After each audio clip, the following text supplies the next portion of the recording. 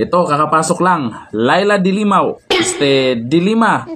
Sangkot sa isang kaso.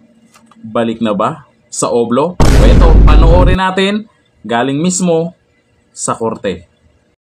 In another administrative case, the Supreme Court disbarred attorney Demosthenes S. Tecson for gross misconduct and misappropriating his client's funds in violation of the Code of Professional Responsibility and Accountability. Attorney Tecson had received from his client 134 million pesos in just compensation for an expropriation case, but only remitted 53 million pesos, keeping the rest as his attorney's fees and for the alleged senatorial campaign of former Justice Secretary Laila de Lima. A copy of the available pleadings may be downloaded from the public pleading section of the Supreme Court website. Thank you. Thank you. Tagam. Mukhang nakakarma na kayo sa mga Duterte yung reaksyon ni de Lima dyan, malamang kinakabahan. Tumakbo pa namang senador yan. Ang tanong, mananalo pa ba yan? Ayon dito sa balita, ang sabi, inalmahan ni dating senador Laila de Lima ang pagdawit ng kanyang pangalan sa isang abogadong pinadisbar ng Korte Suprema sa inilabas na press release ng SC. Ngayon lang, yung napanood nyo. Tinanggalan ng lisensyang pagkaabogado si Demosthenes Tecson dahil sa paglabag sa Code of Professional Responsibility and Accountability matapos hindi umano ibigay ng buo ang 134 million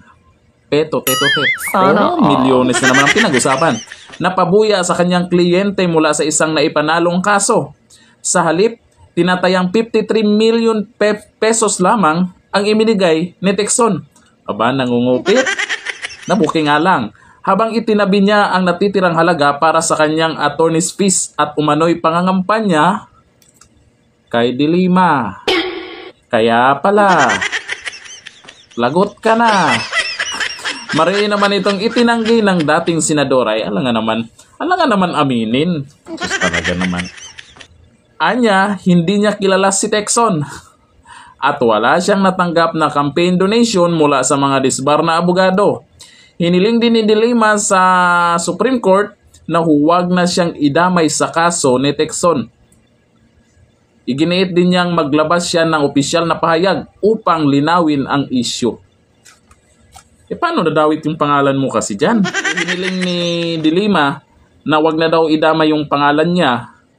Paano kung nandyan na nga yung pangalan mo? Paano kung yan ang resulta ng investigasyon nila? Malay mo, kinanta ka ng abogado na si Tecson.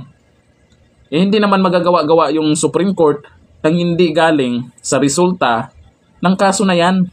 Lumabas yung pangalan mo na itong si Tecson ay ang pera ay ginamit dyan sa pangangampanya. Sa pangangampanya mo. Kaya, de Lima, maganda-handa ka na.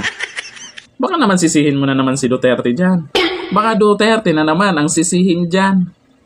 Na, de Lima, karma.